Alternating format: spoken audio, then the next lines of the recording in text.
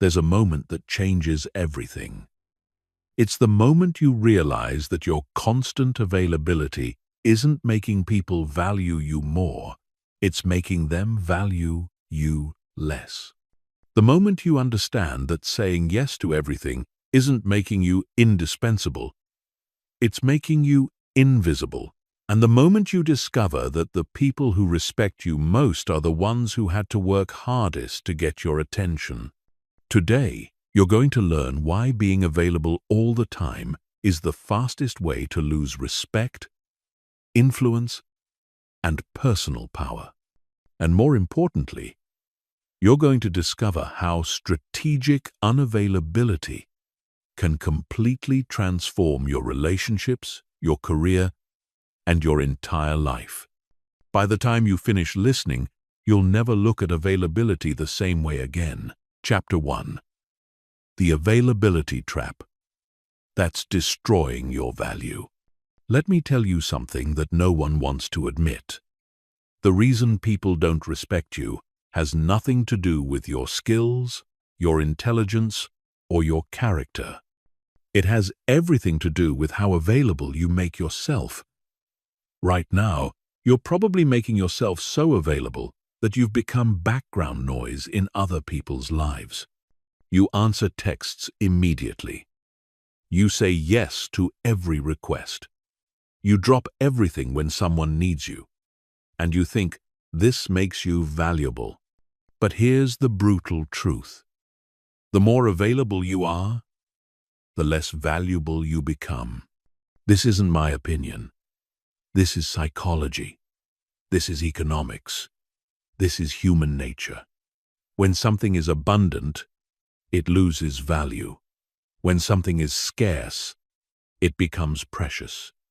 And right now, your time, your attention, and your energy are so abundant in other people's lives that they've stopped seeing them as valuable. Think about the most respected people you know. Think about the people whose opinions matter, whose presence commands attention, whose approval everyone seeks. Are these people constantly available? Do they answer every text within minutes? Do they say yes to every invitation? Absolutely not. They understand something you don't. That respect isn't earned through availability. It's earned through selective unavailability. They know that the people who chase them are the ones who respect them. They understand that the harder someone has to work for their attention, the more valuable that attention becomes. This is why successful CEOs don't answer their own phones. This is why influential people don't respond to every social media comment. This is why the most attractive people aren't always the ones trying hardest to please everyone. But you've been conditioned to believe the opposite. You've been taught that being helpful, responsive, and accommodating is the path to success. You've been told that saying no is selfish, that being unavailable is rude, that making yourself scarce is game playing. And because of these beliefs, you've created a life where everyone expects instant access to you, where your boundaries don't exist, and where your value is determined by how quickly you can serve other people's needs. The result? You feel exhausted, underappreciated, and invisible. You give and give and give. But the more you give, the more people expect. You make yourself available, but people only reach out when they need something. You prioritize others, but they don't prioritize you. This isn't coincidence. This is the inevitable result of the availability trap. When you're always there, people stop appreciating that you're there at all. When you're constantly accessible, accessing you becomes routine rather than special. When you never say no, your yes becomes meaningless. And here's what makes this even more frustrating. The very people you're trying to please by being available are the ones who respect you least. The person who texts you at midnight knows you'll respond. The colleague who dumps work on you knows you'll say yes. The friend who only calls when they need something knows you'll be there. They don't respect your time because you've taught them that your time isn't valuable. They don't appreciate your effort because you've made your effort feel effortless. They don't value your presence because you've made your presence feel guaranteed. This is the availability trap. The more you try to prove your worth through availability, the more you devalue yourself in other people's eyes. The more accessible you become, the less special your access feels. The more you accommodate others, the less they accommodate you. It's a vicious cycle that most people never escape, because they mistake being needed for being valued, being busy for being important, and being helpful for being respected. Chapter 2. The Psychology Behind Why Constant Availability Backfires. To understand why being constantly available destroys your value, you need to understand the psychological mechanisms that drive human behavior. And the first principle you need to grasp is this: humans don't value what they can easily obtain. This isn't a character flaw or a moral failing. This is hardwired into our psychology. It's called the scarcity principle, and it governs everything from economic markets to romantic relationships to workplace dynamics.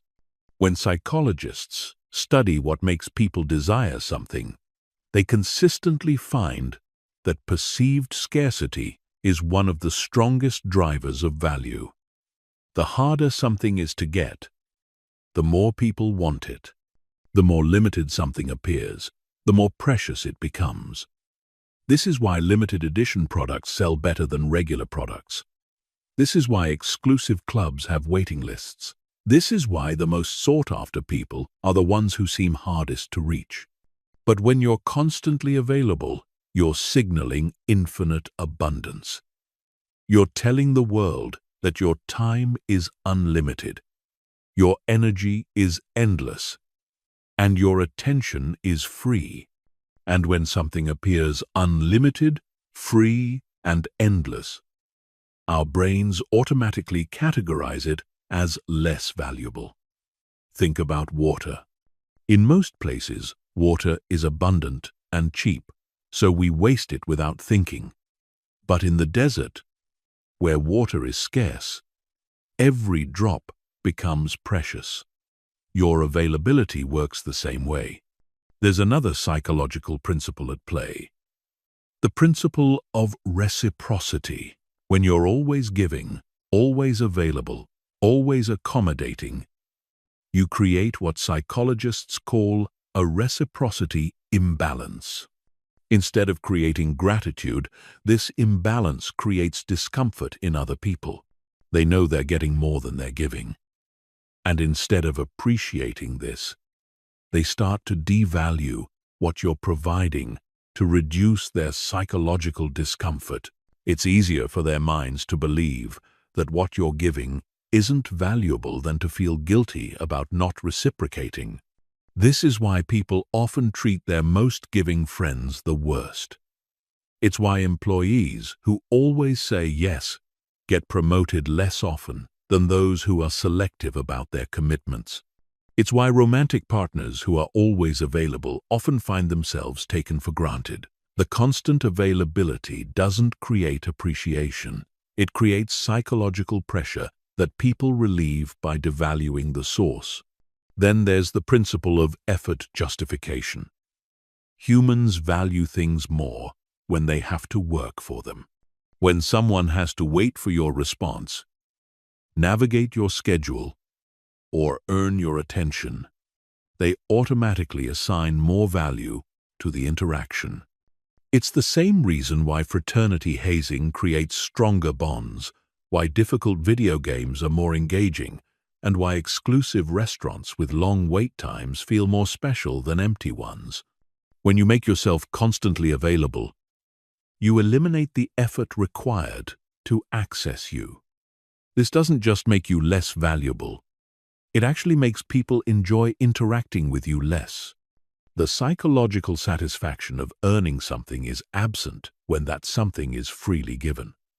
You're not just devaluing yourself, you're reducing the pleasure others get from your relationship. There's also the psychological concept of loss aversion.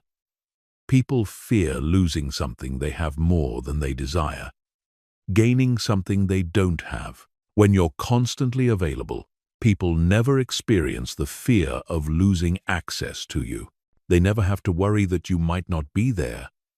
So they never develop the appreciation that comes from imagining life without your availability. It's only when something becomes scarce that people realize how much they value it. Consider the psychology of attention itself. Human attention is naturally drawn to what's rare, unexpected, and limited. This is why our ancestors survived. They paid attention to unusual sounds, rare movements, and limited opportunities. When you're constantly available, you become part of the background. Your presence becomes expected, routine, and therefore invisible to conscious attention. You fade into the psychological wallpaper of other people's lives. The final psychological principle is the concept of operant conditioning. When you always respond immediately, always say yes, and always accommodate others, you're training them to expect this behavior. You're conditioning them to take your availability for granted. They don't appreciate your responsiveness because you've made it predictable. They don't value your flexibility because you've made it routine. You've literally conditioned them to devalue you. Understanding these psychological mechanisms is crucial because it reveals that the problem isn't with the people who don't appreciate your availability. The problem is with the availability itself. You're fighting against fundamental human psychology, and psychology always wins. The solution isn't to try harder to get people to appreciate your constant availability. The solution is to stop being constantly available. Chapter 3. How Scarcity Creates Magnetic Attraction and Respect. Now that you understand why constant availability destroys value, let's explore the flip side. How strategic scarcity creates magnetic attraction and deep respect. Scarcity doesn't just make things more valuable. It makes them more desirable, more memorable, and more influential. When you learn to control your availability, you tap into one of the most powerful forces in human psychology. Think about the people you respect most in your life. Not the people you like most. Not the people you're most comfortable with, but the people you genuinely respect. Chances are, these people aren't constantly available. They don't answer every call immediately. They don't say yes to every request. They have boundaries, standards, and priorities that come before accommodating others. And paradoxically, their selective unavailability is part of what makes you respect them. This is because scarcity creates what psychologists call the focusing illusion. When something is rare or limited, our minds focus on it more intensely. We think about it more, we value it more, and we remember it more vividly. When someone is selectively available, every interaction becomes more meaningful because it represents a choice they made to prioritize you in that moment. The conversation carries weight because you know this person could be doing something else, but they chose to give you their attention. Contrast this with someone who's always available. When they talk to you, there's no sense that you're special or chosen. You're simply the current recipient of their unlimited time. The interaction feels less meaningful because it required no sacrifice, no choice, no prioritization. It's the difference between receiving a gift from someone who carefully selected it just for you and receiving a mass-produced flyer that was handed to everyone. Scarcity also triggers what behavioral economists call the endowment effect. When people have to work for something, when they have to wait for it, when they have to earn it, they automatically assign it more value. This isn't rational. It's psychological. The effort invested becomes part of the perceived value. When someone has to schedule time with you, wait for your response, or earn your attention, they unconsciously inflate the value of that access because of the investment they made. This is why exclusive restaurants feel more special than chain restaurants, even when the food is comparable. This is why limited edition products create more desire than regular products, even when the features are identical. This is why people value advice more when they pay for it than when it's given for free. The scarcity itself becomes part of the value proposition. But scarcity creates more than just value. It creates respect. When you're selective about your availability, you communicate that your time has value, your energy has limits, and your attention is precious. You're essentially saying, I have important things to do, meaningful relationships to maintain, and personal boundaries that I respect. This sends a powerful message about your self-worth and your priorities. People respond to this message at a subconscious level. They begin to mirror the value you place on yourself. If you treat your time as precious, they start to see it as precious. If you respect your own boundaries, they start to respect them too. If you demonstrate that your attention is selective, they start to compete for it. You teach people how to treat you by how you treat yourself. And nothing teaches self-respect like selective availability. Scarcity also creates anticipation and excitement. When someone knows they can't access you immediately, when they have to wait for your response or work around your schedule, every interaction becomes an event rather than a routine. The anticipation builds value. The waiting creates appreciation. The effort required makes the payoff feel earned rather than given. This anticipation effect is so powerful that it changes the neurochemistry of human interaction. When people have to wait for something they want, their brains release dopamine not just when they get it, but during the anticipation period. This means that by being selectively available, you're literally creating more pleasure in other people's brains. You're making interactions with you more neurochemically rewarding. Moreover, scarcity creates what psychologists call the contrast principle. When most people are constantly available, being selectively unavailable makes you stand out dramatically. You become the exception in a world of unlimited access. You become memorable in a sea of forgettable interactions. You become respected in an environment where most people are taken for granted. The key insight is that scarcity isn't about being difficult or playing games. It's about having genuine priorities, real boundaries, and authentic self-respect.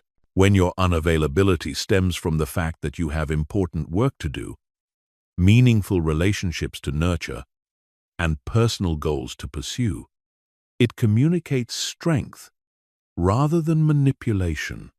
It shows that you have a life worth protecting rather than time to waste. This is the magnetic quality of selective availability. People are drawn to those who seem to have something important going on, who have standards worth maintaining, who have priorities worth protecting. They want to be part of whatever makes you unavailable to everyone else. They want to earn the access that others can't freely obtain. They want to be chosen rather than simply accommodated. Chapter 4. The relationship revolution that happens when you set boundaries. When you stop being constantly available and start setting real boundaries, something remarkable happens to your relationships. Not all of them improve immediately, and that's exactly the point. The relationships that were built on your over-availability will initially resist the change, while the relationships that were genuine will become stronger than ever. This process is like a filter that separates the people who value you from the people who were simply using you. Let's start with what happens to the users and takers in your life. These are the people who only reach out when they need something, who expect immediate responses to their non-urgent requests, who assume your time is always available for their convenience. When you start setting boundaries with these people, their reaction will tell you everything you need to know about the relationship. They'll become frustrated, demanding, or even angry. They'll accuse you of being selfish, unavailable, or difficult. They'll try to guilt-trip you back into your old patterns. This reaction isn't actually about you. It's about the fact that you've disrupted a system that was working in their favor. They had unlimited access to your time, energy, and resources. And now that access is being restricted. Their negative reaction is proof that they were taking advantage of your availability rather than genuinely valuing your relationship. A person who truly cares about you will respect your boundaries, not fight against them. Here's what's particularly revealing. The people who get most upset about your boundaries are usually the ones who give you the least in return. The colleague who dumps work on you but never helps with yours. The friend who calls when they need emotional support but disappears when you need theirs. The family member who expects you to be available for every request but never considers your schedule or priorities. These people aren't angry because they miss you. They're angry because they're losing a resource. But watch what happens to your genuine relationships when you start setting boundaries. The people who truly value you will initially be surprised by the change, but they'll quickly adapt and respect your new standards. They'll stop expecting immediate responses to every message. They'll start scheduling time with you instead of assuming you're always free. They'll become more intentional about their requests and more appreciative when you say yes. More importantly, these relationships will become deeper and more meaningful. When you're not constantly available, the time you do spend with people becomes more valuable. Conversations become more focused and intentional. Shared experiences feel more special because they required coordination and planning. The relationship shifts from convenience-based to choice-based, and choice-based relationships are always stronger. You'll also notice that people start bringing their best selves to interactions with you. When someone knows they have limited access to your attention, they're more likely to make that time count. They'll come prepared for conversations. They'll be more present during your time together. They'll invest more energy in maintaining the relationship because they can't take it for granted. Setting boundaries also changes how people communicate with you. Instead of sending multiple urgent messages about non-urgent matters, they'll consolidate their thoughts into more substantive communications. Instead of interrupting you throughout the day with random requests, they'll plan ahead and respect your schedule. Instead of assuming you'll figure out how to accommodate their needs, they'll start offering solutions and alternatives. Perhaps most importantly, boundaries transform the power dynamics in your relationships. When you're constantly available, other people control the terms of engagement. They decide when to contact you, what to ask of you, and how much of your time to consume. But when you have boundaries, you regain control over these decisions. You choose when to respond, what requests to accept, and how much energy to invest in each relationship. This shift in power dynamics doesn't make you controlling or manipulative. It makes you equal. Healthy relationships require balance, and constant availability creates imbalance. When you set boundaries, you're not taking power away from others. You're reclaiming power that should have been yours all along. You're establishing the mutual respect that healthy relationships require. The boundary-setting process also reveals your own patterns and preferences. You'll discover which types of requests drain your energy and which ones energize you. You'll learn which people inspire you to be generous with your time and which ones make you feel depleted. You'll identify the activities and commitments that align with your values and the ones that distract from your goals. This self-awareness allows you to become more strategic about your relationships. Instead of saying yes to everything and everyone equally, you can invest your best energy in the relationships that matter most. Instead of being equally available to all, you can prioritize the people who reciprocate your investment. Instead of treating all requests as equally important, you can focus on the ones that align with your priorities. The result is a relationship ecosystem that supports your goals rather than sabotaging them. You'll find yourself surrounded by people who respect your time, appreciate your energy, and contribute positively to your life. The relationships that survive your boundary-setting process will be the ones worth investing in, and the ones that don't survive probably weren't worth maintaining anyway. Chapter 5. Why successful people are strategically unreachable. If you study the most successful people in any field, you'll discover a pattern that might surprise you. They're not the most available people. They're the most strategically unreachable. They don't answer every email, take every meeting, or say yes to every opportunity. Instead, they've mastered the art of selective accessibility, and this mastery is a key factor in their success. This isn't about being rude or antisocial. It's about understanding that success requires focus, and focus requires the ability to say no to distractions. When you're constantly available, you're constantly distracted. Your attention is fragmented across dozens of conversations, requests, and interruptions.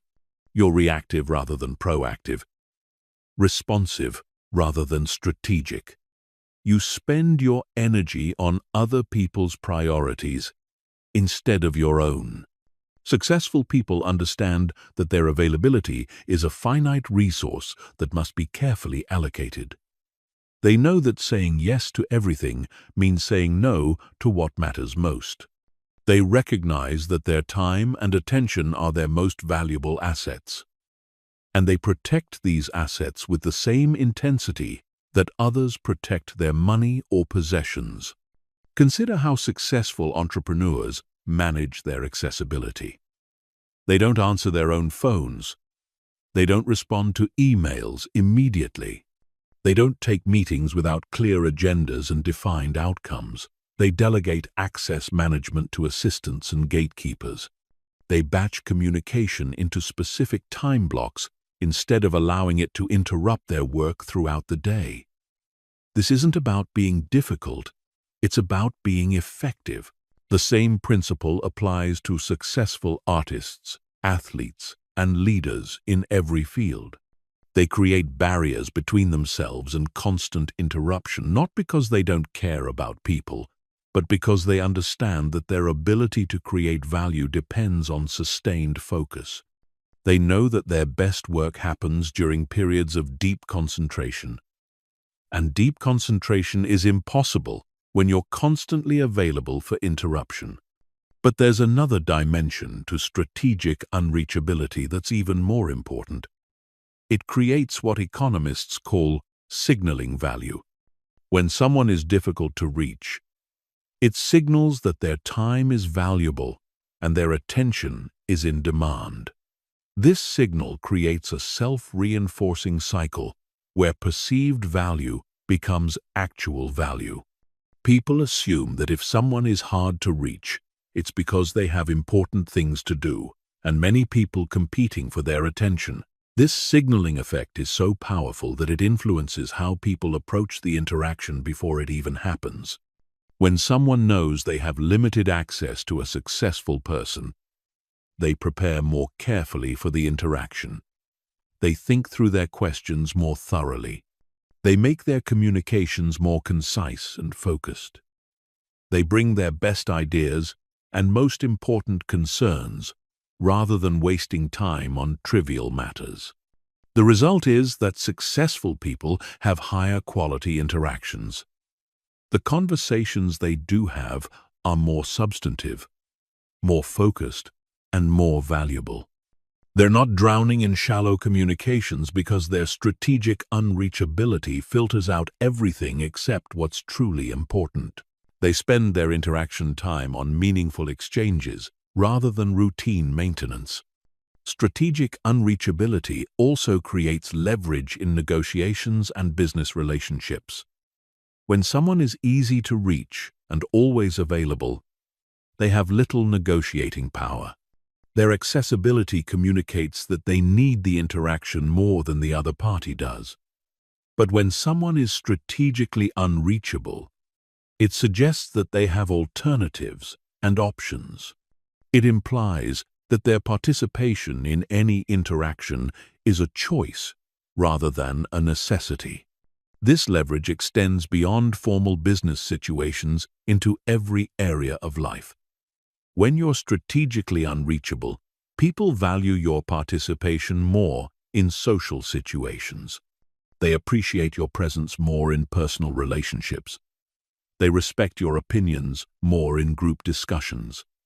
Your scarcity creates gravity that draws people toward you rather than taking you for granted.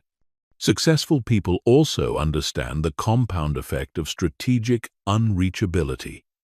Each time you maintain boundaries and protect your time, you reinforce your reputation as someone whose attention is valuable. Each time you say no to a low-priority request, you create space for a high-priority opportunity. Each time you delay a response to think through your answer, you provide more value when you do respond. This compound effect builds over time into what we might call selective magnetism.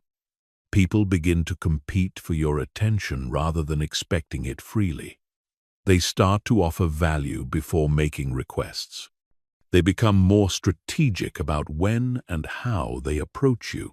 Your strategic unreachability trains others to bring their best to every interaction. The key insight is that success isn't just about working harder or being more talented.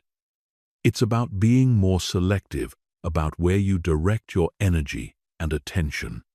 Successful people aren't necessarily better at everything. They're better at choosing what to focus on and what to ignore. They're strategic about their availability because they understand that availability determines focus, and focus determines results.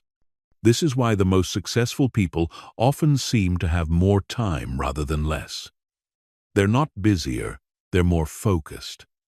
They're not working harder. They're working more selectively. They're not more available. They're more strategic about when and how they make themselves available. Their success gives them the luxury of choice, and they use that luxury to protect the very focus that created their success in the first place. Chapter 6.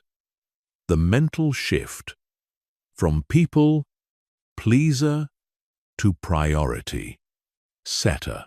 The transition from constant availability to strategic scarcity isn't just about changing your behavior.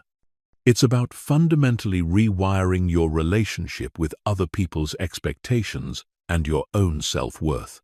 Most people who struggle with over-availability aren't just being nice.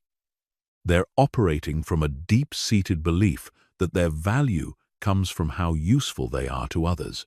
This belief is not only wrong, it's destructive. And it's the first thing that needs to change. Let's address the core fear that drives constant availability. The fear that if you're not always accessible, people will stop needing you. And if they stop needing you, they'll stop valuing you. This fear creates a vicious cycle where you become addicted to being needed, even when being needed comes at the expense of being respected. You confuse dependency with appreciation, usefulness with importance, and availability with value. But here's what you need to understand. People don't respect what they can exploit. They don't value what they can take for granted. And they don't appreciate what costs them nothing. When you make yourself constantly available, you're not building relationships. You're enabling exploitation. You're not creating appreciation. You're fostering entitlement. You're not proving your worth. You're devaluing yourself. The mental shift begins with recognizing that your worth isn't determined by how much you give, but by how much you value what you have to give. Your time isn't valuable because other people say it is. It's valuable because you say it is. Your energy isn't precious because others treat it as precious. It's precious because you understand its finite nature. Your attention isn't a gift because people appreciate it. It's a gift because you choose to bestow it. This shift requires you to stop outsourcing your self-worth to other people's opinions and reactions. When you're constantly available, you're essentially saying, "Please validate my worth by needing me." You're making your value dependent on external demand rather than internal recognition. This is not only emotionally exhausting, it's strategically foolish. You're giving others control over how you feel about yourself. The alternative is to become what psychologists call internally validated. This means deriving your sense of worth from your own standards, achievements, and values, rather than from other people's approval or need for your services. When you're internally validated, you don't need to be constantly available to feel valuable, because your value isn't dependent on constant validation. This internal validation creates what we might call confident unavailability. You're not unavailable because you're playing games or trying to manipulate others. You're unavailable because you have important things to do, meaningful goals to pursue, and personal standards to maintain.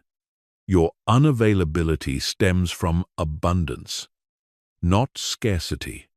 You have so much value to create and protect that you can't afford to give it away indiscriminately. Part of this mental shift involves redefining what it means to be helpful. Most over-available people believe that being helpful means saying yes to every request and being accessible at all times. But true helpfulness often requires saying no to immediate requests so you can say yes to bigger opportunities. It means being strategically available so that when you are available, you can give your best rather than your leftovers. Consider this. When you're constantly available, you're often helping people with things they could figure out themselves. You're enabling learned helplessness rather than fostering independence. You're providing immediate solutions rather than teaching problem-solving skills. Your constant availability often makes people weaker, not stronger, because it removes the necessity for them to develop their own capabilities. Strategic unavailability, on the other hand, forces people to become more resourceful, independent, and thoughtful about their requests. When they know they can't immediately access your help, they'll try harder to solve problems themselves first. When they do reach out, they'll have already invested effort in understanding the problem, which makes your help more effective and their learning more complete. The mental shift also involves embracing what might feel like selfishness, but is actually self-respect. You need to become comfortable with prioritizing your own goals, protecting your own time, and valuing your own energy. This isn't selfishness. It's self-stewardship. You can't give from an empty well, and you can't help others effectively if you haven't taken care of yourself first. This self-respect communicates itself to others at a subconscious level. When you demonstrate that you value your time, others begin to value it too. When you show that you have standards and boundaries, others begin to respect those standards and boundaries. When you prove that you won't sacrifice your priorities for their convenience, they stop expecting you to do so. The final aspect of this mental shift involves changing your relationship with guilt. Over-available people often feel guilty when they can't immediately help someone or when they have to say no to a request. This guilt is based on the false belief that other people's needs should always come before your own priorities. But guilt about maintaining boundaries is usually misplaced responsibility. You're not responsible for solving everyone's problems, managing everyone's emotions, or being available for everyone's convenience. Learning to tolerate this guilt without immediately acting to relieve it is crucial.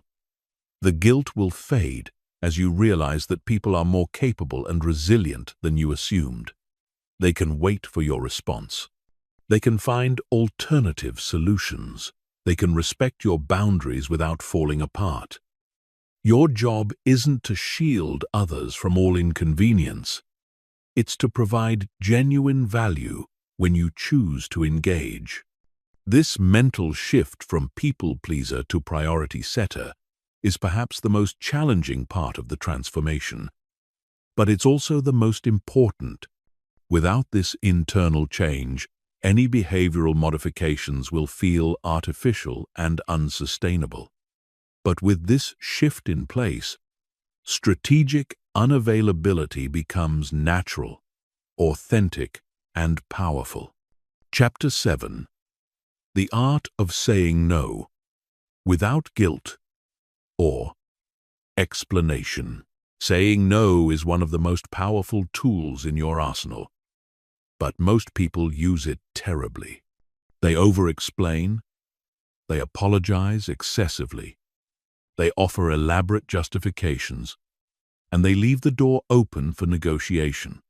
This approach not only weakens the impact of your no, but it actually invites people to argue with your decision, guilt-trip you into changing your mind, or push back against your boundaries. The art of saying no effectively begins with understanding that no is a complete sentence. You don't owe anyone an explanation for declining a request that doesn't align with your priorities, exceed your capacity, or conflict with your boundaries. When you over-explain your refusal, you're essentially saying that your decision is up for debate, that your priorities might be wrong, or that the other person has the right to judge your choices. This doesn't mean you should be rude or dismissive. It means you should be clear, confident, and final. Instead of saying, "I'm sorry, but I can't help you move this weekend because I have this thing I need to do, and I know it might seem selfish, but I really need some time for myself, and I hope you understand." You say, "I won't be able to help you move this weekend. Period. End of discussion." The power in this approach comes from its clarity and finality. When you deliver a clean no without justification, you're communicating that this is a decision, not a negotiation. You're showing respect for the other person by not wasting their time with false hope or unclear boundaries. You're also showing respect for yourself by not apologizing for having priorities and limitations. One of the biggest mistakes people make when saying no is apologizing for things that don't require apologies. You don't need to apologize for having other commitments. You don't need to apologize for needing rest. You don't need to apologize for having financial limitations, time constraints, or personal boundaries.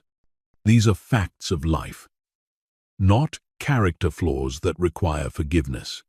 When you apologize for normal human limitations, you're training people to expect that you feel guilty about having boundaries, which makes them more likely to push against those boundaries in the future. They learn that if they apply enough pressure or make you feel guilty enough, you'll override your own limits to accommodate them.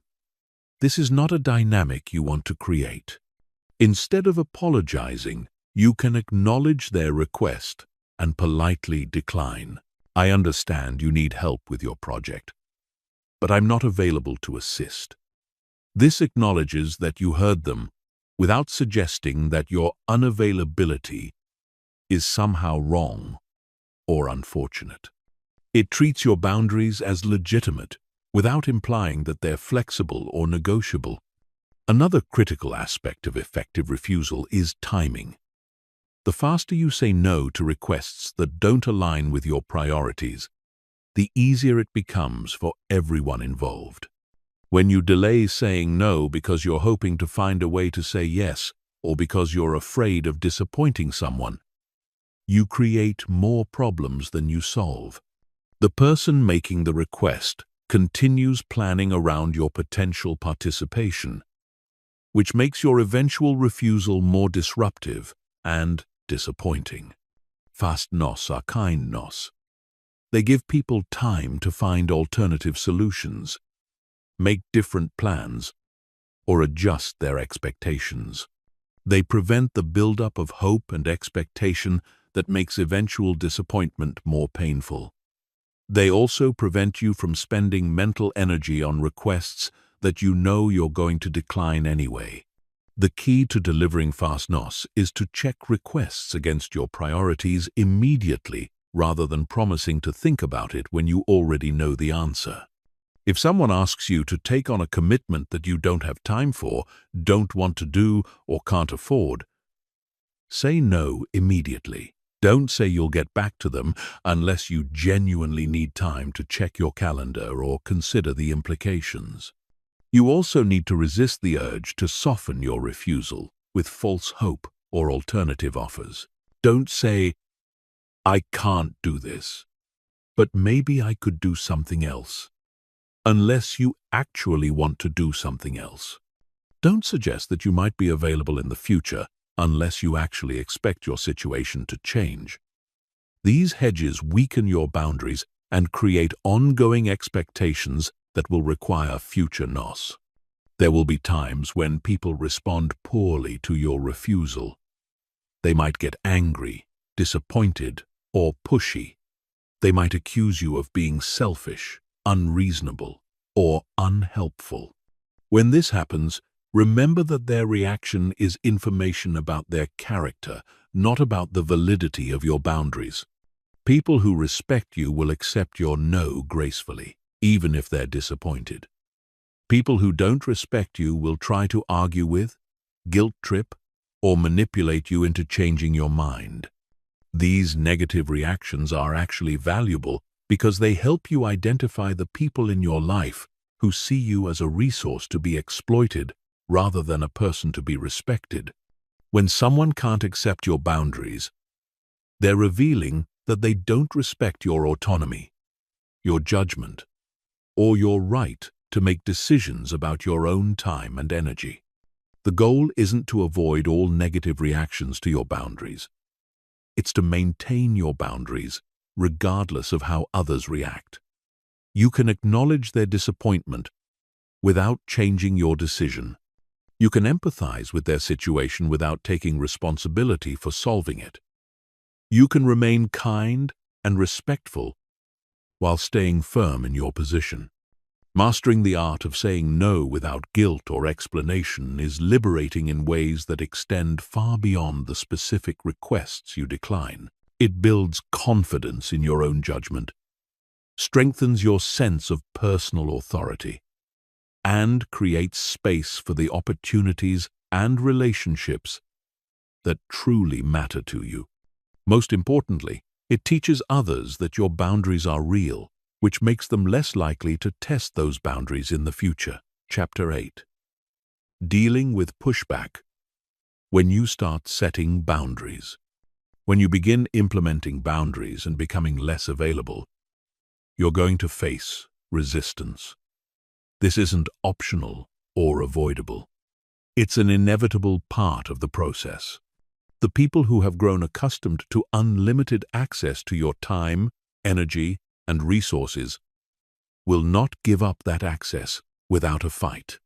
Understanding this resistance and learning how to handle it effectively is crucial for successfully transforming your availability patterns. The first type of pushback you'll encounter is emotional manipulation. People will try to make you feel guilty for having boundaries. They'll tell you that you've changed, that you're not the person you used to be, that you're becoming selfish or cold.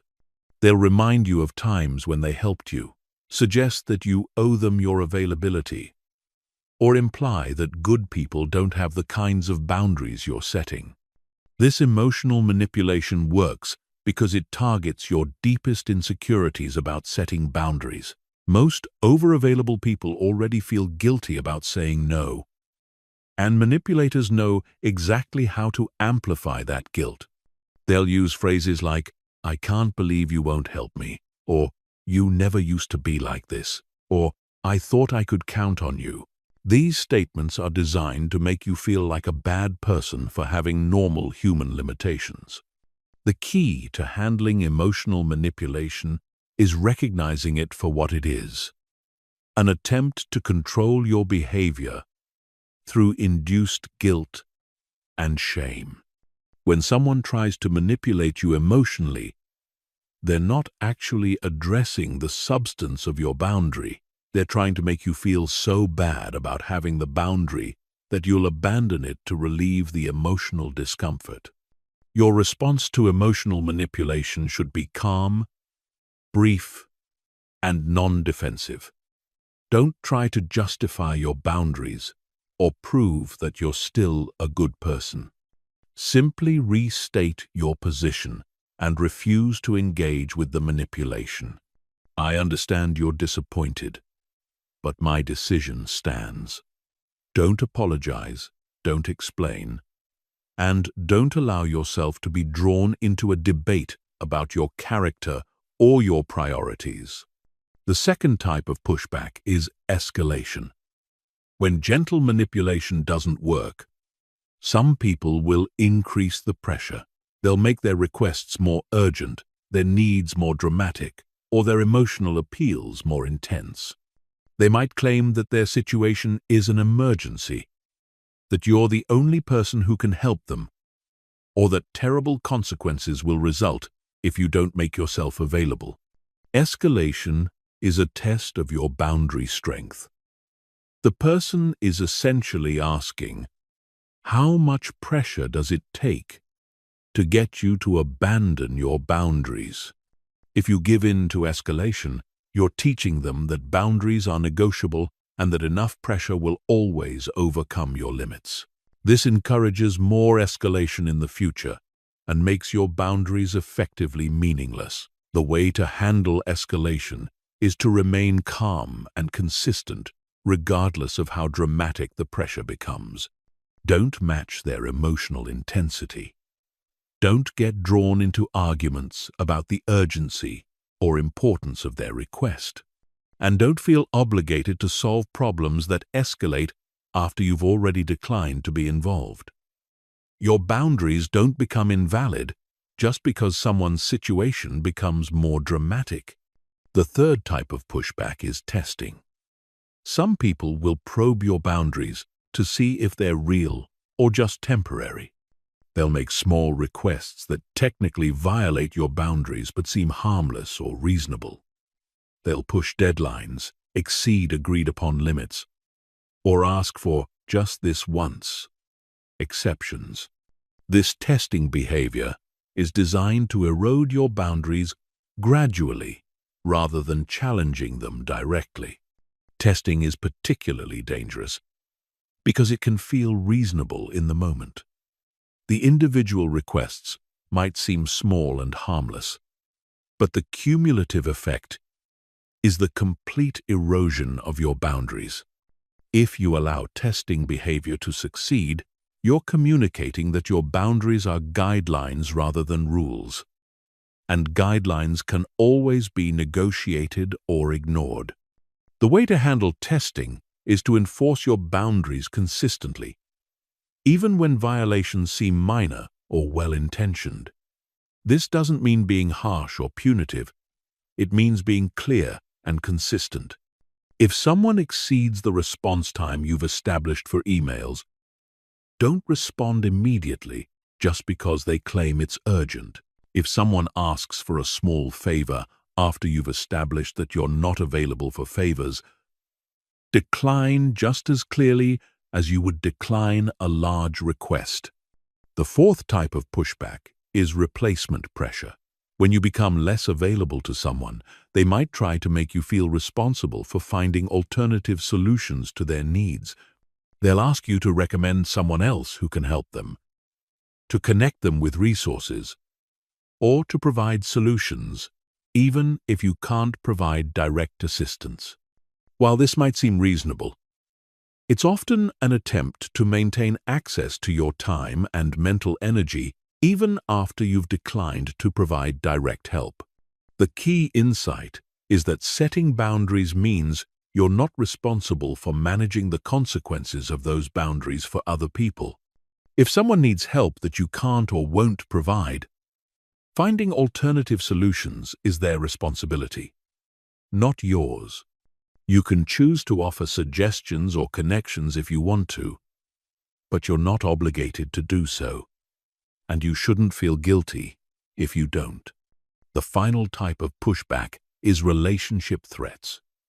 Some people will threaten to end or diminish the relationship if you don't return to your previous availability patterns. They'll say things like, "I guess our friendship doesn't mean as much to you as I thought," or, "If you can't be there for me, I don't know why we're even friends." These threats are designed to make you choose between your boundaries and your relationships. Relationship threats reveal the true nature of the connection. If someone is willing to end a relationship because you have boundaries, they weren't valuing the relationship itself. They were valuing what they could get from the relationship. This is painful to recognize, but it's also liberating. You're better off knowing where you stand than continuing a one-sided relationship that was never genuine. The most important thing to remember about pushback is that it's temporary.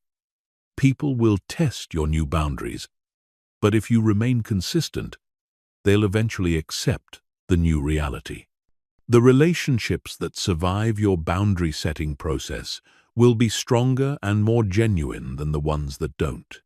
And the respect you gain from standing firm will more than compensate for any temporary discomfort you experience during the transition. Chapter 9. Advanced Strategies for Becoming Selectively Accessible. Once you understand the principles of strategic unavailability and have begun setting basic boundaries, it's time to implement more sophisticated strategies for managing your accessibility. These advanced techniques will help you maximize the impact of your selective availability, while minimizing the friction and resistance that can come with dramatic changes in your interaction patterns. The first advanced strategy is time-blocking communication. Instead of responding to messages throughout the day as they arrive, designate specific time periods for checking and responding to emails, texts, and calls. This might mean checking email only at 10 a.m., 2 p.m., and 5 p.m., or setting aside 1 hour in the morning for returning calls. During your non-communication blocks, resist the urge to check messages or respond to notifications. Time-blocking communication serves multiple purposes. It protects your focused work time from constant interruption. It batches similar tasks together for increased efficiency. And it trains others that immediate responses aren't available or necessary.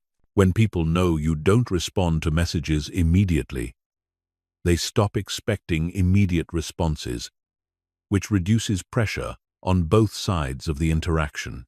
To implement time blocking effectively, you need to communicate your communication schedule to the important people in your life. Let colleagues know that you check email 3 times daily and that urgent matters should be communicated through a different channel. Tell friends that you typically respond to texts in the evening rather than throughout the day. Set up an autoresponder that lets people know when they can expect a response and what constitutes a true emergency. The second advanced strategy is differential availability. This means being more accessible to some people than others based on the value and nature of your relationships. Your most important relationships might have access to multiple communication channels and faster response times, while casual acquaintances might only have access to email with longer response windows. Differential availability recognizes that not all relationships are equal and that your time and attention are finite resources that should be allocated strategically. Your romantic partner, close family members, and key business relationships deserve more accessibility than random acquaintances, casual friends, or people who only contact you when they need something. To implement differential availability, create categories for your relationships and establish different communication protocols for each category. High-priority people might have your phone number and can expect same-day responses. Medium-priority people might have email access with 24 to 48-hour response times. Low-priority people might only have access through social media or professional platforms with even longer response windows. The third strategy is scheduled accessibility. Instead of being randomly available whenever someone wants your time, create specific periods when you're accessible for meetings, calls, or extended conversations. This might mean designating Tuesday and Thursday mornings for meetings, Monday evenings for catching up with friends, or Sunday afternoons for family time. Scheduled accessibility forces people to plan ahead if they want access to your time, which makes them more intentional about how they use that time. It also gives you control over when interactions happen, allowing you to group similar activities together and protect your most productive hours for focused work. When implementing scheduled accessibility, be specific about the types of interactions that fit into each scheduled period. Office hours might be for work-related discussions, social time might be for casual conversations, and family time might be protected from outside interruptions. Having clear purposes for each accessibility window helps people understand how to use your time appropriately. The fourth strategy is value-based filtering. This involves evaluating requests and opportunities based on their alignment with your goals, values, and priorities, rather than simply responding to whoever asks loudest or most persistently. Before saying yes to any significant request, ask yourself whether this opportunity moves you closer to your goals, whether it aligns with your values, and whether it's worth the time and energy investment. Value-based filtering requires you to be clear about your own priorities and goals. If you don't know what you're trying to achieve or what matters most to you, you can't effectively filter opportunities based on value. Take time to define your short-term and long-term objectives, identify your core values, and clarify what success looks like in different areas of your life. The fifth strategy is graduated responses. Instead of treating all communications as equally urgent, develop different response protocols based on the nature and importance of the message. Simple yes. No questions might get immediate brief responses. Complex discussions might be scheduled for dedicated time, and non-urgent requests might be bundled together for batch processing. Graduated responses allow you to be selectively responsive without being completely unresponsive. People get the level of attention their requests deserve, which feels fair and reasonable, while still protecting your time and energy. Emergency situations get immediate attention. Important matters get timely responses, and routine communications get appropriate but not excessive attention. The sixth strategy is attention currency. Start thinking of your attention as a valuable currency that should be spent deliberately rather than freely. When someone asks for your time or energy, consider what you're getting in return. Are they offering value, reciprocity, or mutual benefit? Or are they simply expecting you to give without receiving anything meaningful in return? This doesn't mean every interaction should be transactional, but it does mean being aware of the balance in your relationships and communications. People who consistently ask without giving, who drain your energy without providing value, or who expect unlimited access without respecting your boundaries, are poor investments of your attention currency. The final advanced strategy is strategic presence. When you do make yourself available, be fully present and engaged. Put away distractions, give your complete attention, and make the interaction valuable for both parties. This quality over quantity approach makes your limited availability more impactful and satisfying. Strategic presence ensures that when people do get access to your time, they have a positive experience that justifies the effort required to obtain that access. It reinforces the value of your attention and makes people more respectful of your boundaries because they understand that your availability, while limited, is high quality and worthwhile. Chapter 10. The power shift that changes everything in your career. Your career success is directly linked to how you manage your professional availability. The way you respond to requests, manage your time, and set boundaries at work determines not just your productivity, but your perceived value, advancement opportunities, and overall professional trajectory. When you master strategic unavailability in your career, you don't just become more effective, you become more respected, more influential, and more valuable to your organization. The biggest mistake most professionals make is confusing being busy with being productive, and confusing being available with being valuable. They answer every email immediately, say yes to every meeting request, and make themselves constantly accessible to colleagues and supervisors. They believe this demonstrates dedication, helpfulness, and commitment. But what it actually demonstrates is poor prioritization, lack of boundaries, and an inability to distinguish between urgent and important tasks. Think about the most successful people in your industry or organization. Are they the ones who respond to emails at midnight, attend every possible meeting, and make themselves available for every request?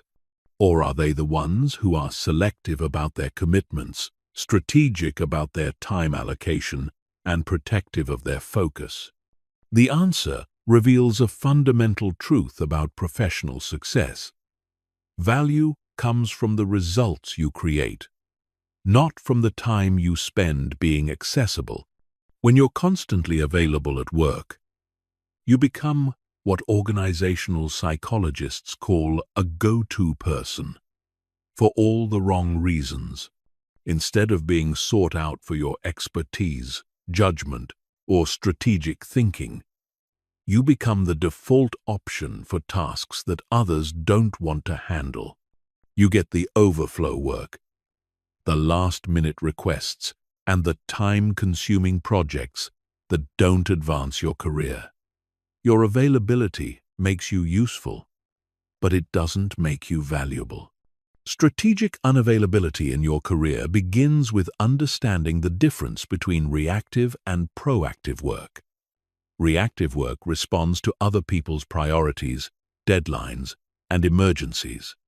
Proactive work advances your own goals, develops your skills, and creates value for your organization. When you're constantly available, your day fills up with reactive work, leaving little time for the proactive activities that actually drive career advancement. The most successful professionals protect significant portions of their time for proactive work. They block calendar time for strategic thinking, skill development, and project advancement. They don't allow these blocks to be interrupted by non-urgent requests or meetings that could be emails. They understand that saying no to immediate availability allows them to say yes to long-term career growth. This protection of proactive time requires you to become comfortable with delayed responses and strategic inaccessibility. When someone sends you a non-urgent email, you don't need to respond within the hour. When someone wants to schedule a meeting that doesn't align with your priorities, you don't need to immediately accommodate their preferred time.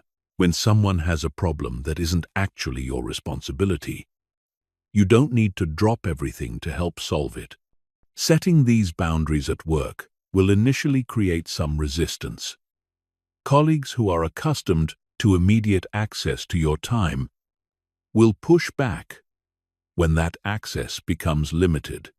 Supervisors who have relied on your constant availability might question your commitment or dedication. But this resistance is temporary, and it's far outweighed by the respect and influence you gain from demonstrating that your time has value. One of the most powerful career applications of strategic unavailability is in meeting management. Most professionals attend far too many meetings, most of which are poorly planned, inefficiently run, and ultimately unproductive. When you become selective about which meetings you attend, you're not just protecting your time, you're signaling that your presence has value and that you're strategic about how you invest your energy. Before accepting any meeting request, ask 3 questions. Is my presence essential to the meeting's success? Will this meeting advance my goals or the organization's priorities? Is this the best use of my time compared to other available options? If you can't answer yes to at least 2 of these questions, decline the meeting or delegate your attendance to someone else. When you do attend meetings, make your presence count. Come prepared, contribute meaningfully, and help drive the discussion toward actionable outcomes. This quality over quantity approach makes people more thoughtful about when they include you in meetings because they know you'll add value when you're there. Strategic unavailability also applies to how you handle requests and assignments. When someone asks you to take on additional work, don't automatically say yes. Instead, ask about priorities, deadlines, and resource allocation. If taking on the new work would compromise your existing commitments or prevent you from focusing on high-impact activities, negotiate alternatives or decline the request. This doesn't mean being uncooperative or unhelpful. It means being strategic about how you deploy your skills and energy.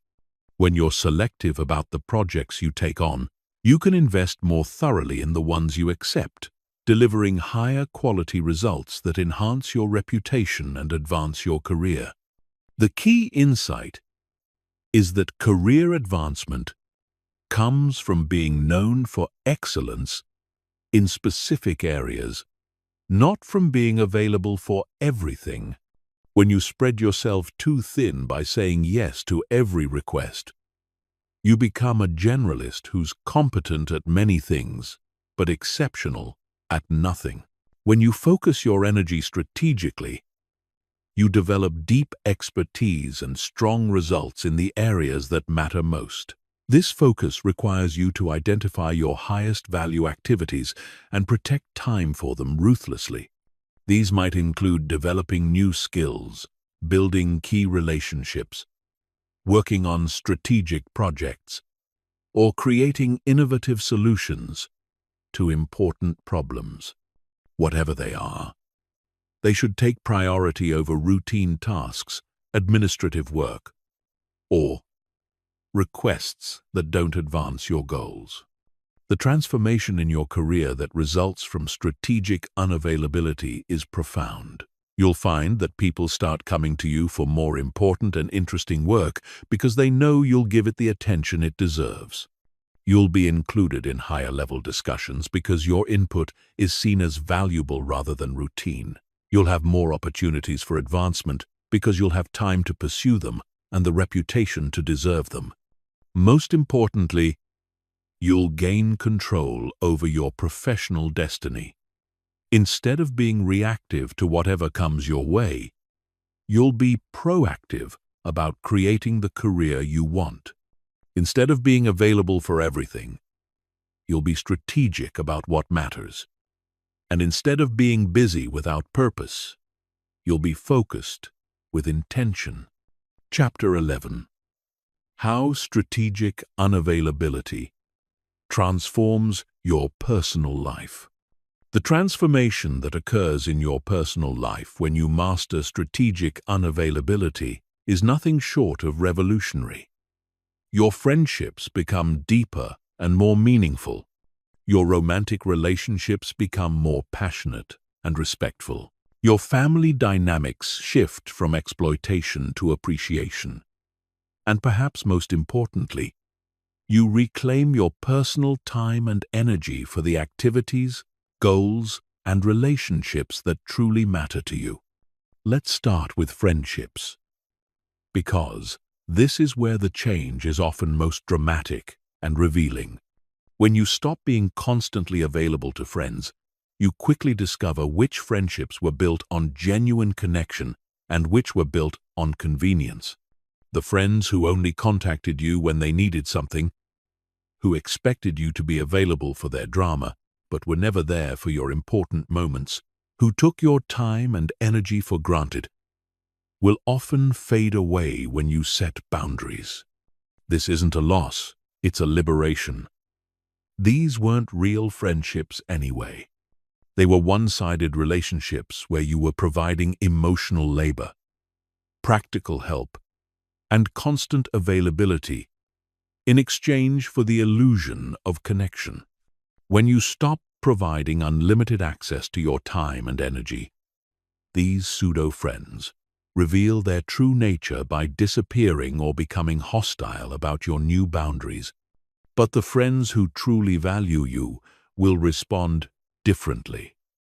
They'll initially be surprised by your new boundaries, but they'll quickly adapt and respect them.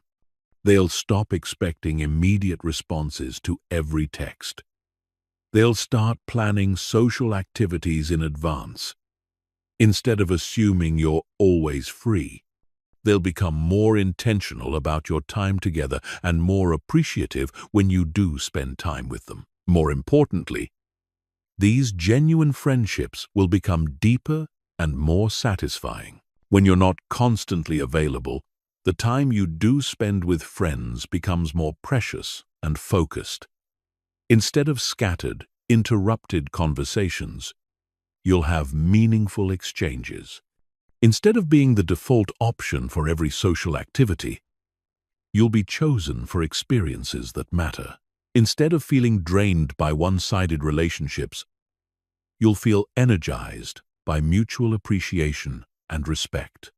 Strategic unavailability also transforms your romantic relationships in profound ways.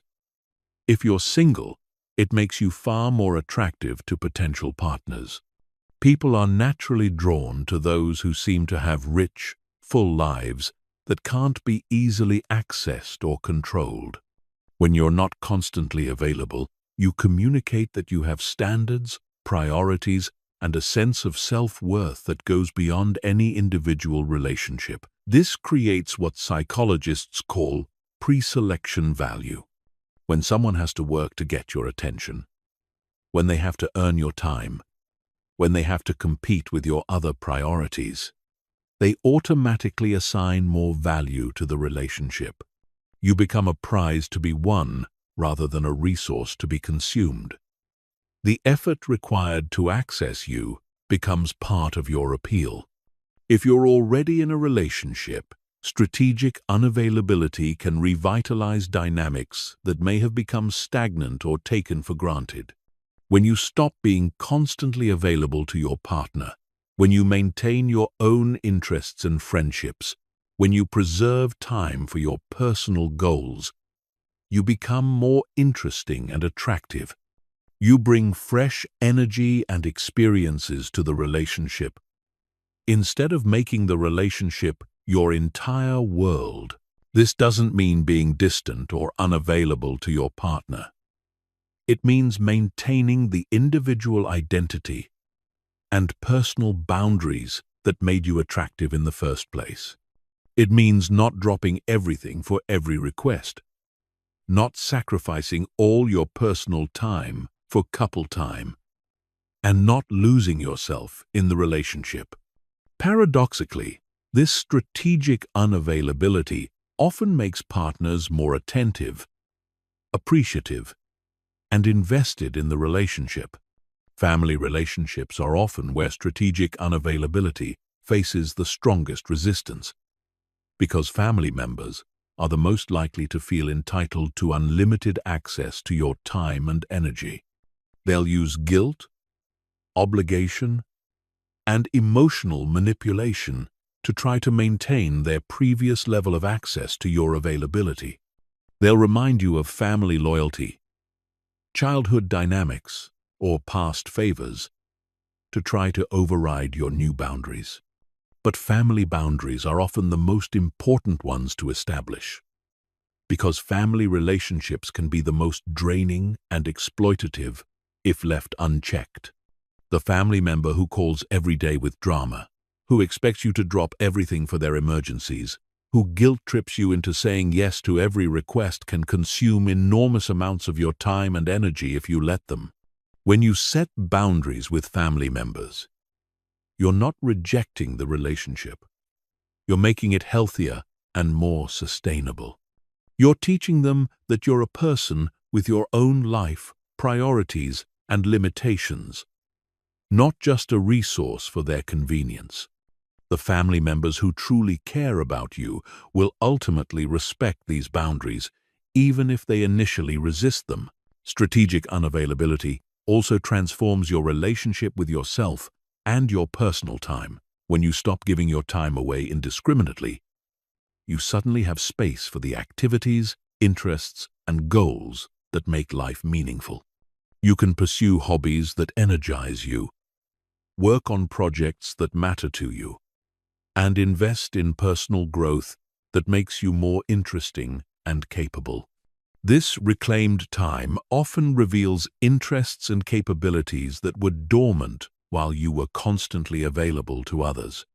You might discover artistic talents, intellectual curiosities, or physical capabilities that were buried under layers of other people's demands.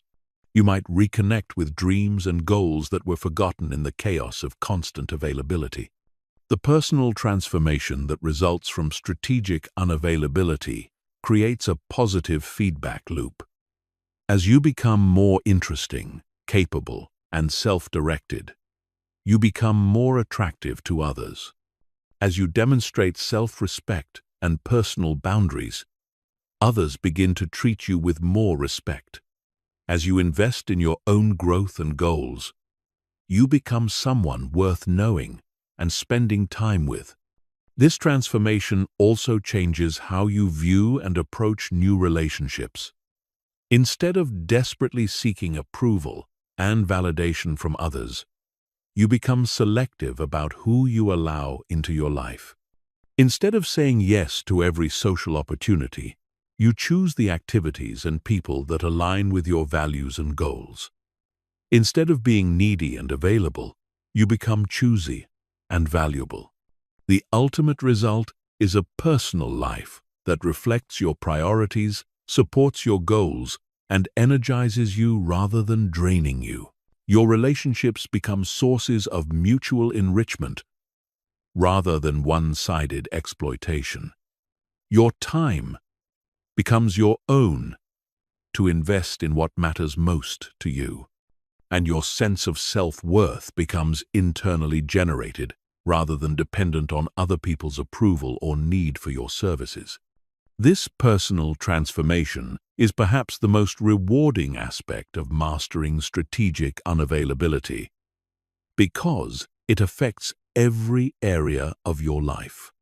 When your personal relationships are healthy and your personal time is protected, you have the foundation you need to succeed in every other area of life. Chapter 12. The compound effect of protecting your time and energy. The benefits of strategic unavailability don't just add up, they multiply.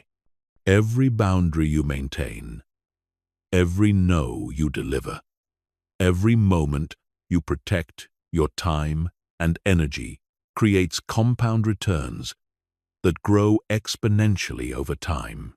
This compound effect is why some people seem to accomplish extraordinary things, while others, despite working just as hard, struggle to make meaningful progress toward their goals.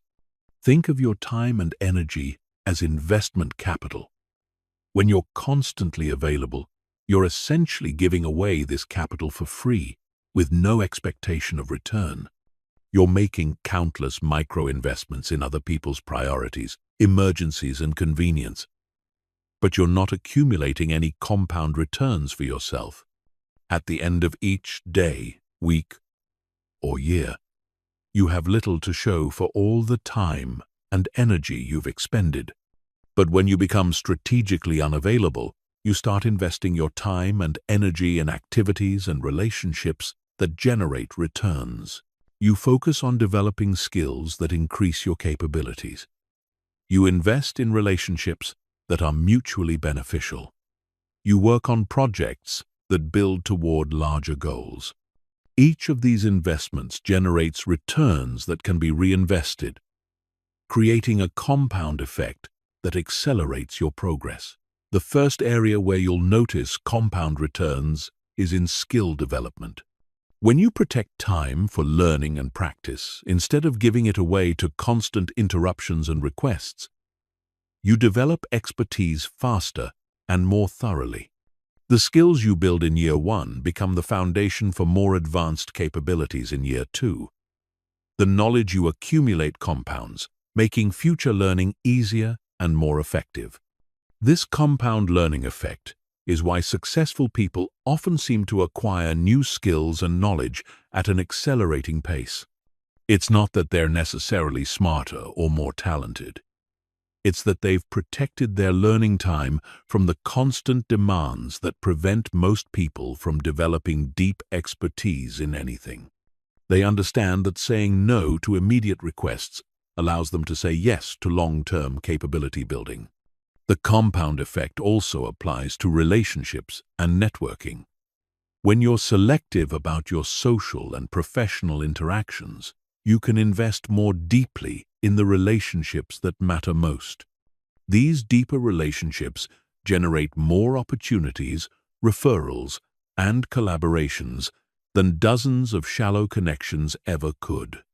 The time you save by not maintaining every casual acquaintance can be invested in building stronger bonds with the people who can truly impact your life and career. Quality relationships compound in ways that quantity relationships never can.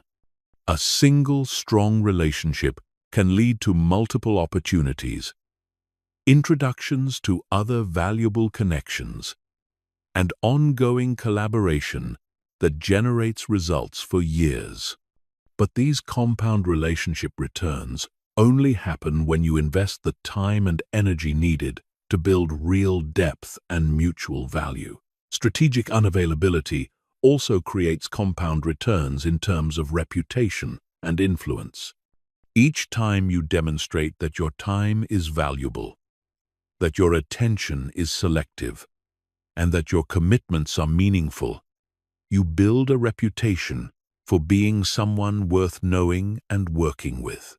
This reputation creates what economists call signaling value, where your perceived worth increases your actual worth. This reputation compounds over time, making it easier to access better opportunities, attract higher quality relationships, and command more respect in your interactions.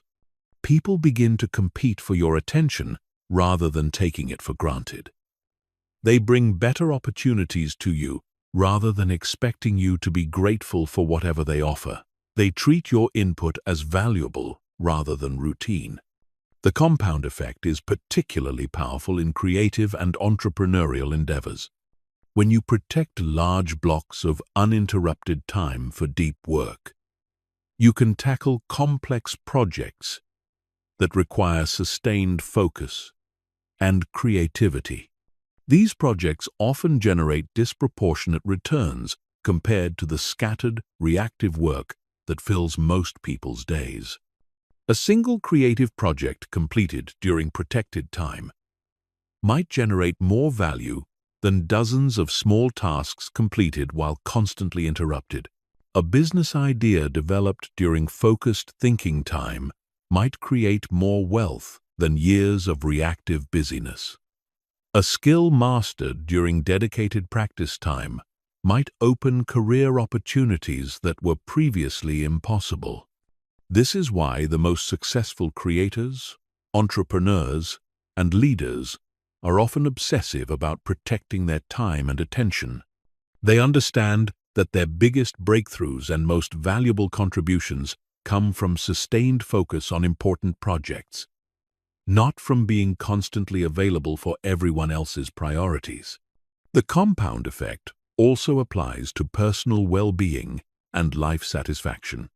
When you stop depleting your energy through constant availability and start investing it in activities that energize and fulfill you, you create an upward spiral of well-being.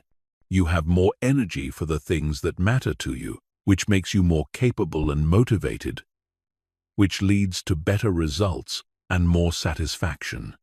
Contrast this with the downward spiral that results from constant availability. You deplete your energy on other people's priorities, leaving you exhausted and resentful.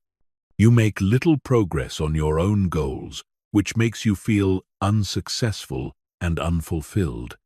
You maintain relationships that drain you rather than energize you, which makes you feel isolated, despite being constantly busy with social obligations. The compound effect of strategic unavailability takes time to build, which is why many people abandon it before they see the full benefits. The immediate costs are obvious. Some people will be disappointed. Some requests will go unfulfilled.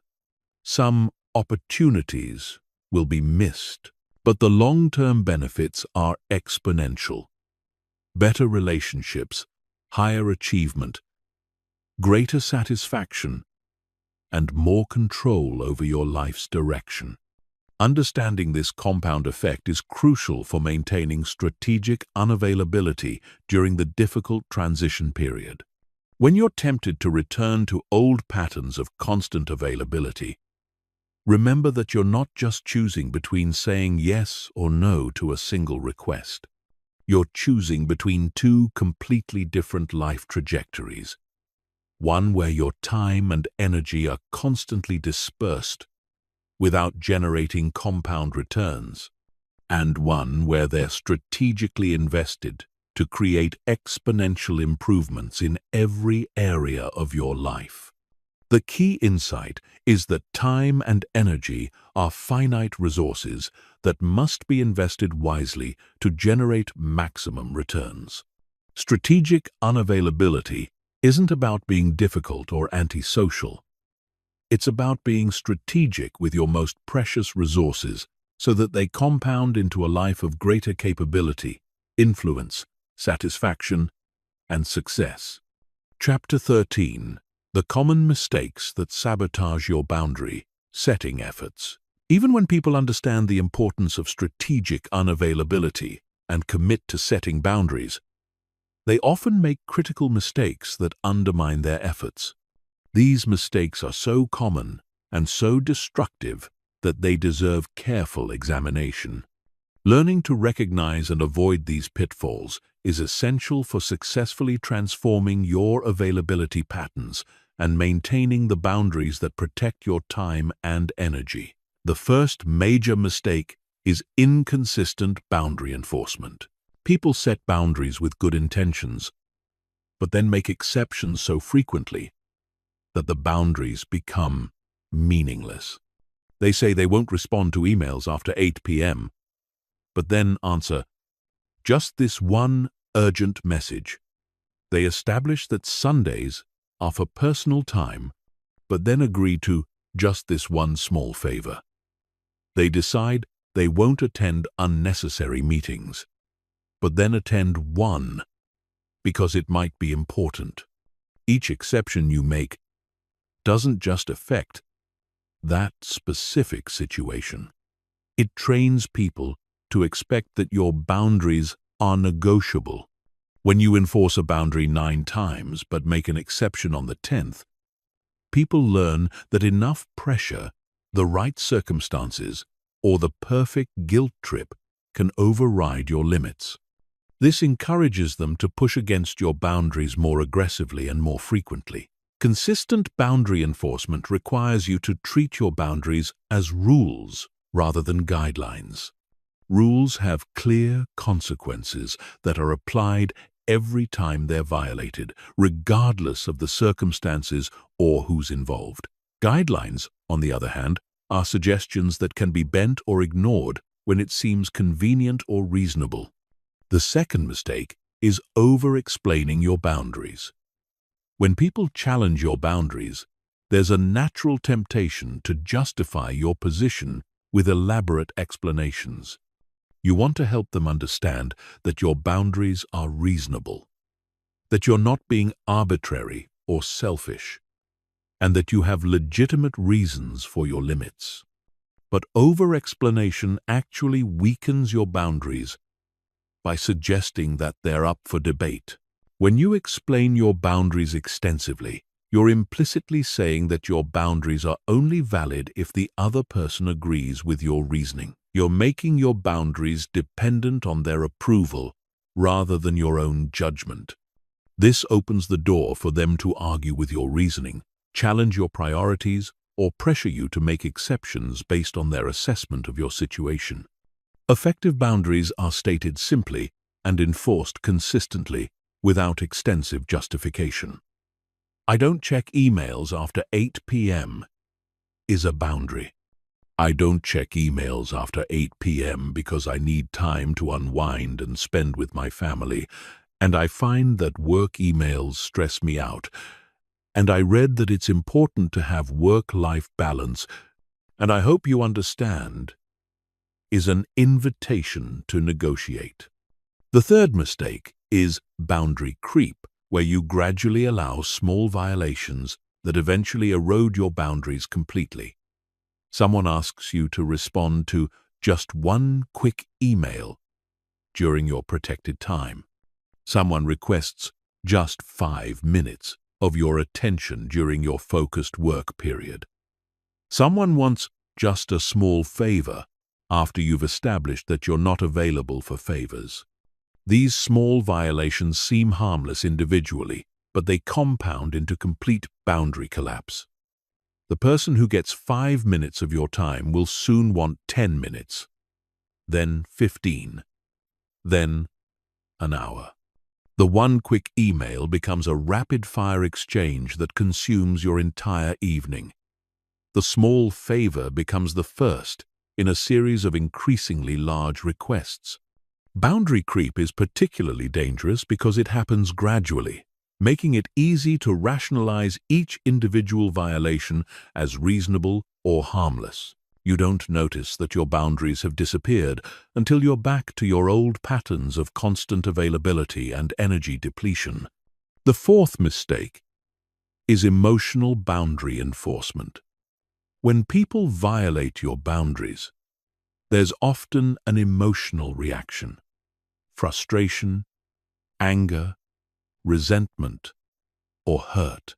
Some people express these emotions dramatically when enforcing their boundaries, turning every boundary violation into an emotional confrontation. This approach makes boundary enforcement feel like punishment rather than simple limit setting. Emotional boundary enforcement often backfires because it makes the boundary violation seem more significant than the boundary itself. People focus on your emotional reaction rather than the boundary that was violated. They might apologize for making you angry while completely ignoring the fact that they overstepped your clearly stated limits. Effective boundary enforcement is calm, consistent, and matter-of-fact. You're not angry that someone tested your boundary. You're simply maintaining your stated position. You're not punishing them for pushing against your limits. You're just not allowing those limits to be crossed. The boundary enforcement should feel inevitable rather than emotional. The fifth mistake is delayed boundary setting. Many people wait until they're overwhelmed, resentful, or exhausted before setting boundaries. They suffer through months or years of constant availability, hoping that things will improve naturally, before finally deciding that boundaries are necessary. By this time, the patterns of exploitation are deeply established, and the boundary setting feels sudden and dramatic to everyone involved. Late boundary setting is much more difficult than early boundary setting because you're trying to change established patterns rather than preventing problematic patterns from developing. The people who have grown accustomed to unlimited access to your time and energy will resist the change more strongly because they're losing something they've come to expect and depend on. The most effective approach is to set boundaries early and proactively, before problems develop. When you start a new job, begin a new relationship, or enter a new social situation, establish your availability patterns and limits from the beginning. This prevents exploitation patterns from developing and makes your boundaries feel natural rather than reactive. The sixth mistake is boundary negotiation. When people push back against your boundaries, some individuals try to find compromises or alternatives that make everyone happy. They negotiate different time frames, alternative arrangements, or modified versions of their original boundaries. While this seems reasonable and accommodating, it often leads to boundary erosion and continued pushing from others. Boundary negotiation sends the message that your boundaries are starting points for discussion rather than final positions. It encourages people to challenge your boundaries because they learn that pushing back often results in getting at least some of what they want. Over time, your boundaries shift further and further from your original position as you make concession after concession. Effective boundaries are non-negotiable. They're decisions you've made about how you want to allocate your time and energy, not opening positions in a negotiation. You can be flexible about how you interact within your boundaries, but the boundaries themselves should remain firm and consistent. The seventh and final major mistake is perfectionist boundary setting. Some people try to establish comprehensive boundary systems immediately, covering every possible situation and interaction. They create complex rules and protocols that are difficult to remember, explain, and maintain. When they inevitably fail to maintain these elaborate systems perfectly, they abandon boundary setting altogether. Effective boundary setting starts simple and evolves gradually. Begin with 1 or 2 clear, important boundaries that address your biggest availability problems. Master these basic boundaries before adding additional complexity. Build your boundary setting muscles with manageable limits before attempting more sophisticated systems. Avoiding these common mistakes is crucial for successfully implementing strategic unavailability. Each mistake undermines your efforts in different ways, but all of them share a common thread. They make your boundaries feel uncertain, negotiable, or temporary rather than clear, consistent, and permanent. Understanding these pitfalls and actively avoiding them will dramatically increase your success in protecting your time, energy, and priorities. Chapter 14. Building your new identity as someone who values their time. The most profound transformation that occurs when you master strategic unavailability isn't just behavioral, it's identity-based. You shift from seeing yourself as someone who must be constantly available to prove their worth to seeing yourself as someone whose time and energy are inherently valuable. This identity shift is crucial because behavior flows from identity. When you truly believe that your time is precious, protecting it becomes natural rather than forced. Most people who struggle with constant availability operate from what psychologists call an external locus of control. They believe that their worth comes from how others perceive them. Their value comes from how much they give to others, and their importance comes from how much others need them. This external validation dependency makes it almost impossible to maintain boundaries, because every no feels like a rejection of the relationship and a diminishment of their own worth. Building a new identity around valuing your time requires shifting to an internal locus of control.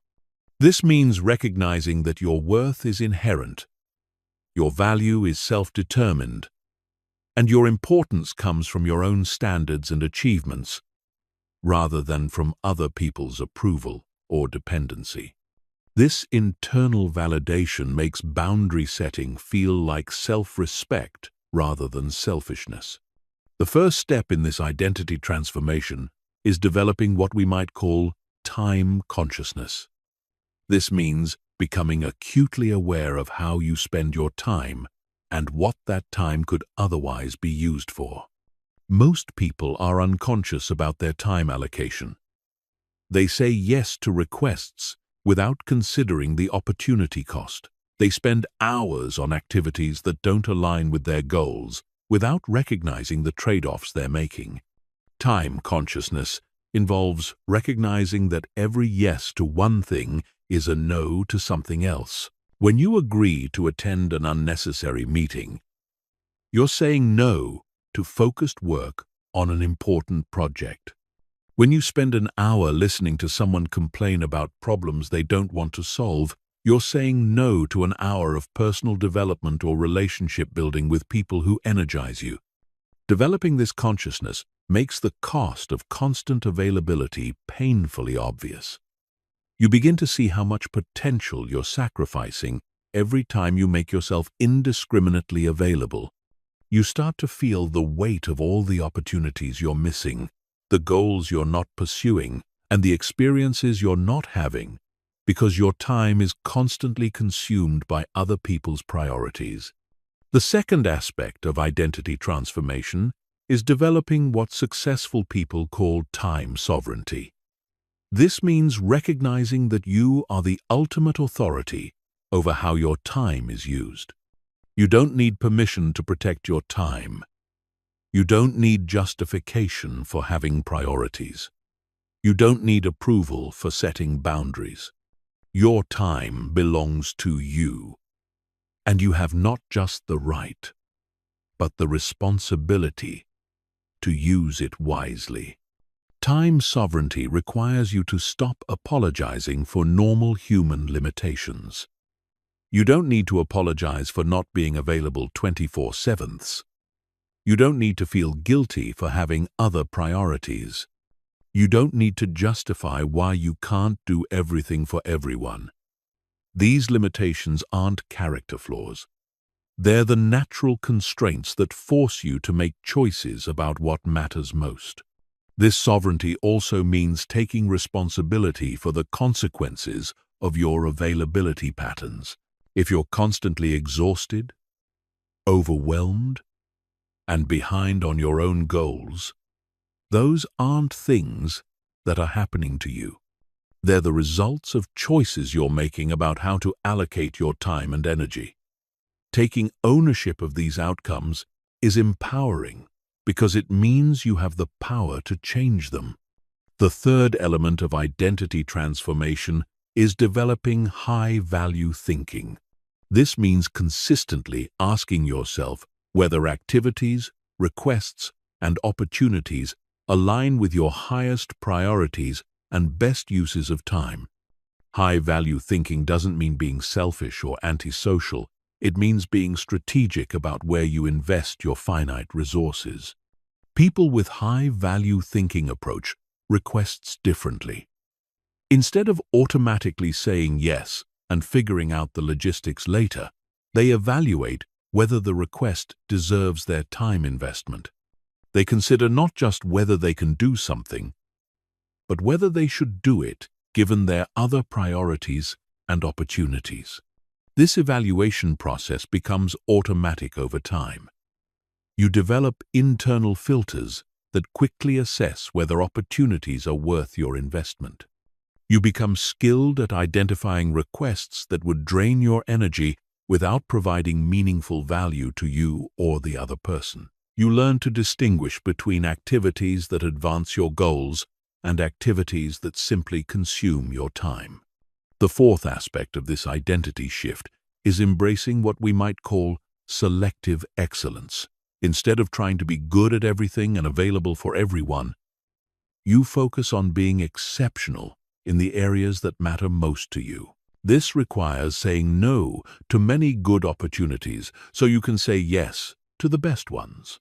Selective excellence means recognizing that you can't do everything well, but you can do some things exceptionally well if you focus your energy strategically. It means choosing to be outstanding in a few areas rather than mediocre in many areas. It means accepting that some people will be disappointed by your unavailability so that the people who matter most can benefit from your best work and attention. This identity shift also involves changing your relationship with productivity and achievement. Instead of measuring your worth by how busy you are or how many requests you fulfill, you start measuring your worth by the quality of your results and the impact of your choices. You focus on outcomes rather than activities, effectiveness rather than effort. The final element of building your new identity is developing what successful people call boundary confidence. This means feeling completely comfortable with your limits and expressing them clearly and consistently. When you have boundary confidence, you don't feel guilty about saying no. You don't over-explain your decisions, and you don't apologize for having standards. Boundary confidence comes from alignment between your values, your identity, and your actions. When you truly believe that your time is valuable, when you're clear about your priorities, and when you're committed to protecting what matters most to you, setting boundaries feels natural and right rather than difficult and guilt-inducing. This confidence is visible to others and changes how they interact with you. People sense when someone has genuine boundary confidence, and they naturally treat that person's time with more respect. They're less likely to make unreasonable requests, more likely to accept no for an answer, and more appreciative when they do receive access to your time and attention. Building this new identity takes time and practice. You'll have moments when you slip back into old patterns of over-availability and external validation seeking.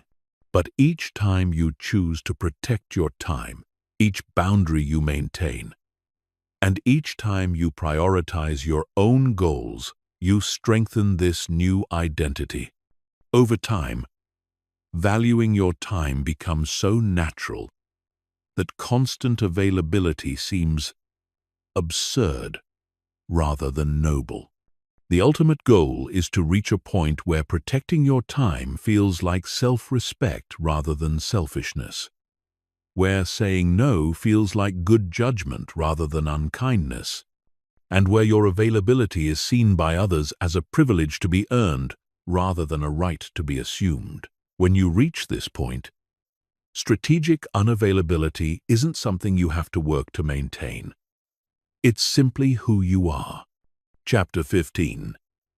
Your complete transformation and the life you'll create. We've reached the culmination of your journey, from constant availability to strategic scarcity, from people-pleaser to priority setter, from someone whose time was taken for granted to someone whose attention is genuinely valued. The transformation you're about to complete will touch every aspect of your life, creating a ripple effect of positive changes that will compound for years to come. This final chapter is about integrating everything you've learned and stepping fully into your new identity as someone who commands respect through strategic unavailability.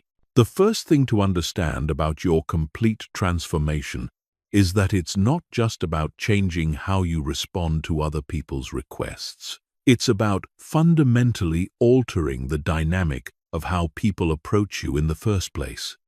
When you consistently demonstrate that your time is valuable, that your attention is selective, and that your availability must be earned, people begin to treat you differently before they even make requests. They become more thoughtful about when and how they contact you. They prepare more carefully for interactions with you. They present their requests more clearly and concisely. They offer value before asking for favors. They respect your time boundaries without being reminded. This shift in how others approach you eliminates many of the situations that previously required you to say no, because people stop making inappropriate or poorly timed requests in the first place. This change in how people interact with you creates what we might call a respect multiplier effect. As more people learn to approach you with appropriate respect for your time and boundaries, others observe this pattern and begin to model the same behavior. Your reputation as someone whose time is valuable spreads through your social and professional networks, creating an environment where respect for your availability becomes the norm rather than the exception. The second aspect of your complete transformation is the emergence of what successful people call selective magnetism. When you're strategically unavailable, when you have clear boundaries, and when you demonstrate genuine value through your selective availability, you become more attractive to exactly the kinds of people and opportunities you want in your life. High-quality people are drawn to others who demonstrate self-respect and personal standards. They prefer to work with, befriend, and romantically connect with individuals who have their own lives, priorities, and boundaries. Your strategic unavailability signals that you're someone worth knowing, someone whose attention is valuable, and someone who brings quality to relationships rather than just availability. This selective magnetism works in reverse as well. The people who are put off by your boundaries, who react negatively to your unavailability, or who demand constant access to your time, are typically not the people you want in your life anyway. Your boundaries act as a filter that attracts quality relationships while repelling exploitative ones. Over time, your social and professional circles will be populated primarily by people who value and respect you rather than people who seek to use you. The third element of your transformation is the development of what we might call strategic influence. When your availability becomes selective and valuable, when people have to earn your attention, and when your input becomes scarce, your influence and impact actually increase dramatically. People listen more carefully when you speak because they know your words carry weight. Your opinions matter more because they're not constantly volunteered. Your recommendations have more influence because they're carefully considered and selectively offered. This strategic influence extends beyond formal authority or hierarchical power. It's the influence that comes from being seen as someone who thinks before speaking, who chooses their commitments carefully, and who delivers exceptional value when they do engage. This type of influence is more sustainable and more respected than influence that comes from constant availability or people-pleasing. The fourth aspect of your complete transformation is the creation of what successful people call protected progress time.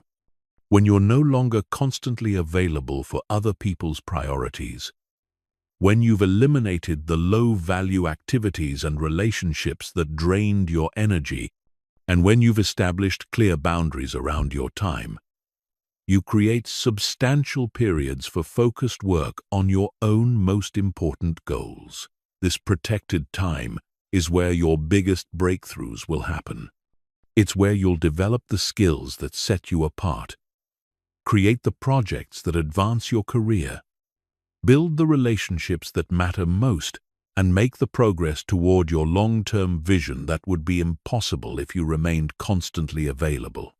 This time isn't just more productive, it's exponentially more valuable because it's focused on high-impact activities. The fifth element of your transformation is the development of what we might call authentic confidence. This confidence doesn't come from external validation or from being needed by others.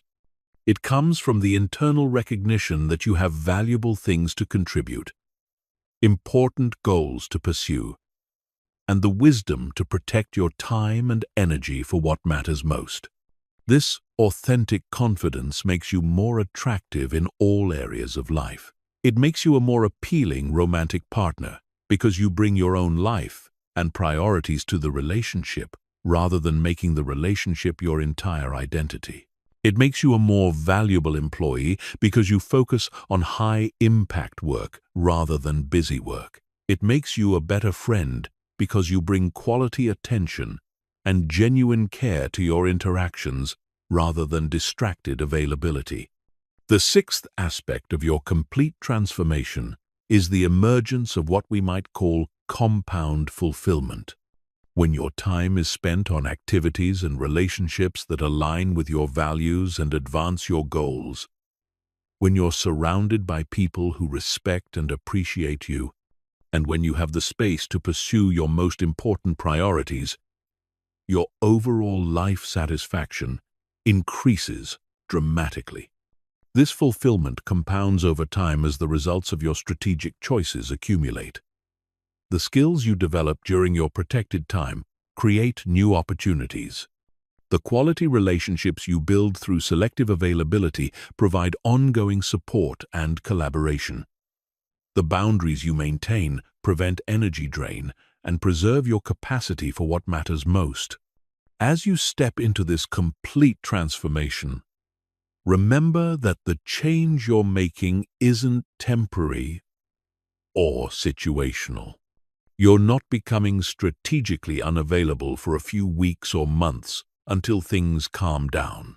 You're adopting a new way of being in the world that recognizes the true value of your time, energy, and attention. This transformation requires ongoing commitment and conscious choice. There will be moments when you're tempted to return to old patterns of constant availability, especially when facing pressure from people who benefited from your previous accessibility. In these moments, remember what you're protecting: your ability to create meaningful value, to build quality relationships, to pursue important goals, and to live a life that reflects your priorities rather than everyone else's demands. The life you'll create through strategic unavailability isn't just different, it's extraordinary. It's a life where your time is respected, your energy is preserved, your goals are pursued, and your relationships are built on mutual value rather than one-sided giving. It's a life where you wake up excited about your own priorities rather than dreading other people's demands. It's a life where you're valued for the quality of what you contribute rather than the quantity of what you provide. This transformation starts today, with the next request you receive, the next boundary you set, and the next time you choose your own priorities over someone else's convenience. Every time you make this choice, you strengthen your new identity and move closer to the life of respect, influence, and fulfillment that strategic unavailability makes possible. The question isn't whether this transformation is possible, it's whether you're ready to claim it. Everything changes when you stop being constantly available. The only question is, are you ready for everything to change?